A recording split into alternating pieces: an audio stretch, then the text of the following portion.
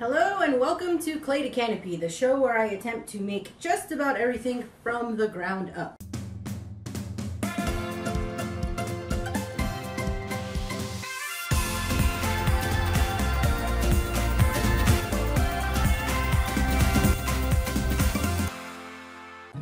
Today's episode is all about dust masks, actually.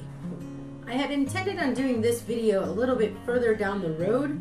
However, I was talking to some of my students the other day and they had mentioned that given the current situation with this virus, it has been very difficult for them to find just basic dust masks and masks for their use in making their own projects.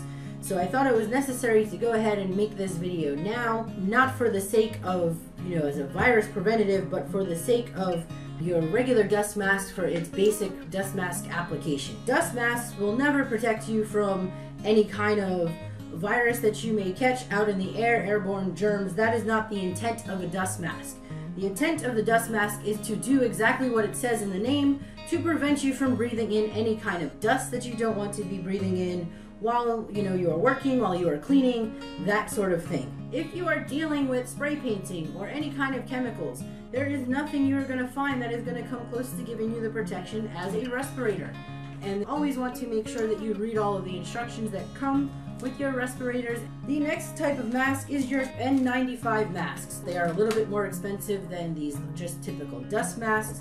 They will protect against some vapors, against spray painting. If you need that microfiltering, then it has its uses as well. So down to what this video is really about.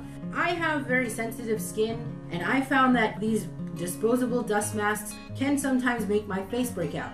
So I tend to go through a lot more of these in prevention of that, because I like to try and reduce my waste as much as possible, and also because I have the ease of a washable dust mask that can be thrown in the washing machine and I am good to go. Alright, let's take a minute and talk about materials. One option is flannel. Flannel adds an extra little bit of protection because it's a tighter weave. The only downfall to having flannel on the outside is that it will be more prone to collecting the dust, and however, a double layer wall of cotton might not provide enough protection when it comes to filtering out certain particles. So what you could do is add an extra layer of plain flannel or something on the inside to provide just an extra layer of filtration. If it is something you're going to be using directly on the inside, you might want to look into something that is meant for babies. The baby flannel is going to be softer. It's rated to be up close to very sensitive skin. I find though that going through the regular wash is enough for it to be up against my skin. Okay, aside from your fabrics, you will need some kind of strapping, and the strapping I am using here is Twill tape. If you do not want to use or do not have access to the Twill tape, you most certainly can use bias tape, or you can make your own bias tape. The other thing that you are going to need is you're going to need some wire to place into the center where it fits around the bridge of your nose. So these cheapy masks have inside of them little pieces of metal that are not designed for long-term use. Certainly if you have some old ones of these laying around, you could just do what I just did, cut it open and use this little strip. However, what I have found to use is actually something called tree training wire. They use it a lot in bonsai trees, and it is basically just black wire that is designed to help train your bonsai trees. And it's soft and it's pliable enough to use, and because it's meant for training trees, it's really strong and lasts quite a long time. I have made some of these masks in the past, and I have tried out various types of wire. I've used, jeweler's wire. I've tried little pieces of aluminum flashing that I cut strips out of, and this seems to be the wire that actually has the best longevity. Okay, so now I'm going to go through the steps on how to make this mask. Now, for the sake of this demo, I am just going to use this muslin and some vibrant blue thread so that you can see the stitches as I'm going along. So the first thing I have prepped is 2 pieces that are 8" by 7" pieces of fabric, and then I have 4 pieces of 17" long Twill tape. So the first step I'm going to do is to put finished edge on the end of the Twill tape, and to do that I'm just going to fold this over about 1/4 inch or so, little loop over, place a needle to hold my little end. And then you can either hand stitch this little seam down or run it over the machine. I'm gonna run it over the machine with a zigzag stitch just to pin it down. And I'm gonna do that to one end of all 4 of these pieces.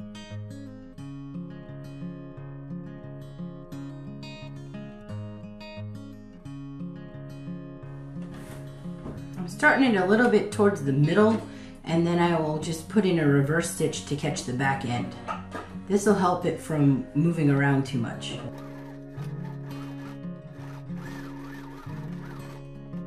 The next thing I'm going to do is I'm going to start placing twill tape into the center of one of the pieces. So I'm going to have it set out with the 8 inches in my width this way, and against those 8 inches I'll be placing the twill tape. I'm giving myself about, I would say that's probably about 3/4 of an inch in spacing down at the top. Just gonna pin this down, and I'm going to give myself that same allowance. I'm making sure that the raw edge is on the outside and that the finished edge of the twill tape is into the center of this fabric here. Need to give myself a little bit of an advance here because that's where my seam is going to go, and I want this tape to be just under where the seam line is. So I'm just pinning it that slightly 3/8 of an inch up. Once I have pinned all of the twill tape to the center, I want to make sure I gather up all the twill tape and squish it into the center so that I don't accidentally pick up any of these strings when I'm coming in to do my stitching. I'm going to take that second piece, lay it on top, and then go about pinning 3 edges for me to stitch up. I'm just going to pull out that piece that was pinned down to the twill and then grab it again. And at this point, this is where I'm going to designate my top, and this is where that piece of metal needs to go for the fitting around the top of your face and around the bridge of your nose. So I want to make sure that I leave an open pocket here, and so I'm just going to put a little line to remind myself not to stitch up any further here, and I'm going to do that on both sides. This is just water soluble fabric pen. Alright, and it is ready to go back to the sewing machine.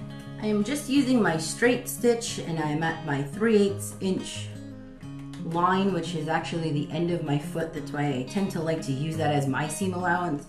And I want to make sure that I'm starting at that little marker line that I placed, and I am just going to go around and stitch the 3 sides that I have pinned.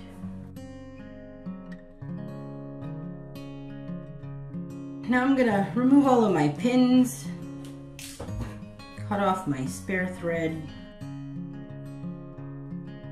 and then once you have done that, you can then flip it inside out.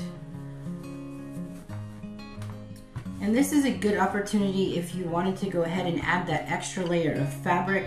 You can then place it inside of it as that pocket before we go ahead and deal with sewing up the seam.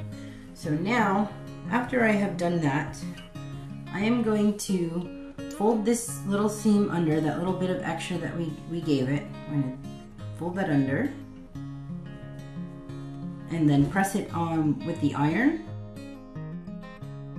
Okay, I have just pressed this seam down with my iron, and I'm going to take my washable ink pen, and I'm going to just draw a line at 1 inch below that seam. I am now going to stitch this line down. I'll be stitching this to secure this little pocket so that it gives me somewhere to place that piece of metal. I have here my tree training wire. This stuff you can get at most local nurseries will have it. I ordered some on Amazon as well. It's not too expensive.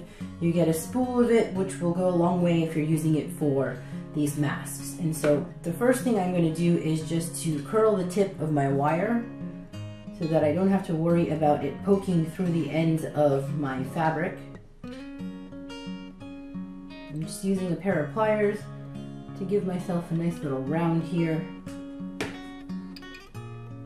Then I'm going to measure, see how much I need, and a pair of wire snips to just snip just under, and then curl my other end, and then that can be tucked into the pocket. And I'm going to go ahead and pin this up and stitch the top edge seam.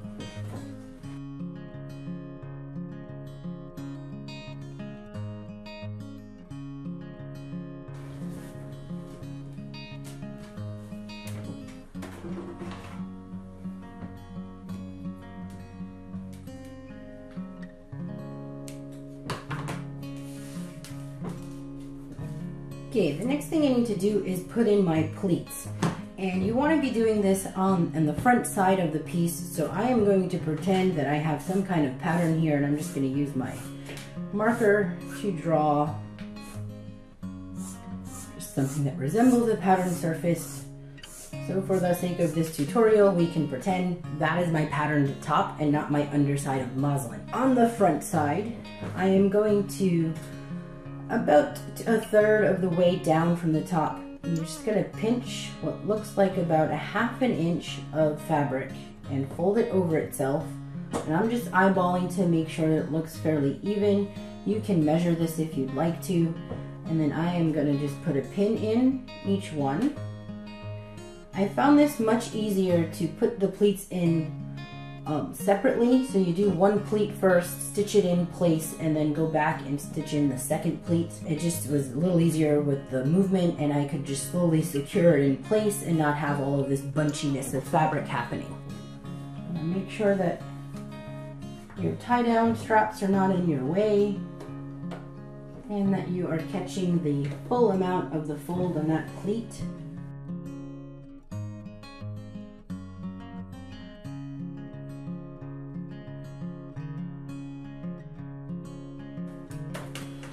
I'm gonna remove my pins, cut down any of my excess thread.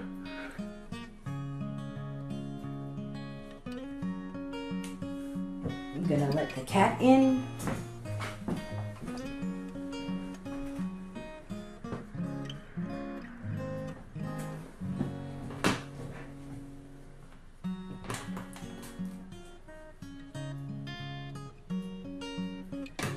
Alright, and then I'm gonna put in one more pleat.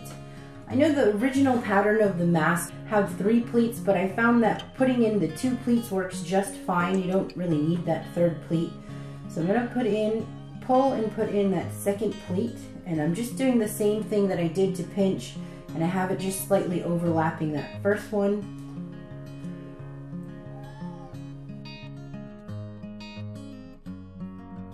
I'm gonna go ahead and stitch that 2nd pleat down.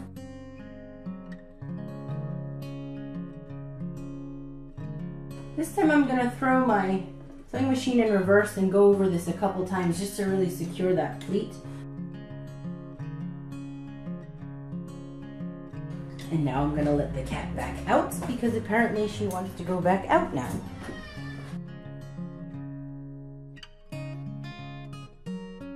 Alright, we are almost done. I am going to come in, just measure my center point, which should be 3.5.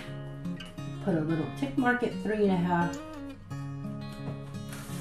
And you need to put in a bottom fold so that where it tucks underneath your chin, it's a little bit more of a snug fit. I'm just going to fold on that line. And you're going to have to probably bend your wire in half so that you can get it under the sewing machine. Now on that fold, I'm gonna put a pin in, actually I'm gonna put in 2 pins, and I want to stitch up about 1 inch, so you can measure or get that 2nd pin on and measure about 1 inch. About a ½ inch in seemed to be about right for me. That can be adjusted depending on the size that you need. And just come in and throw that last stitched line in.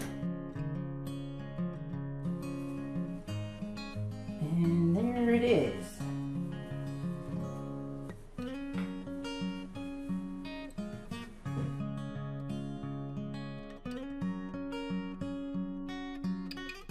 Well everyone, that is all I have for today. I hope you enjoyed this tutorial. Please like and share, subscribe. Hope I see you soon.